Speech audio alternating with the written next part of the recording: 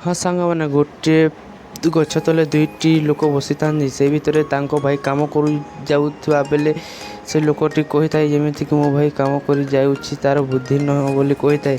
ସେ ପିଲାଟି କହିଥାଏ କି ମୁଁ କାଲି ଆସୁଛି ଆପଣଙ୍କ କ୍ଷେତକୁ ବୋଲି କହିଥାଏ। ଯେମିତିକି ସେ ଦୁଇ ପିଲା କଥା ହେଉଥାନ୍ତି ଓ ସେ ପିଲାକୁ ସେଇ ମାଲିକ ହିସାବରେ ଆସିଥାଏ ଓ ସେ ପିଲାକୁ ସେ ପଇସା ଦେଇଥାଏ ଓ ସେ ସମୟରେ ସେ ମାଲିକ ବାଗି ଆସିଥିବାରୁ ସେ ଲୋକଟି ବେପାରିଆ ହୋଇଥାଏ।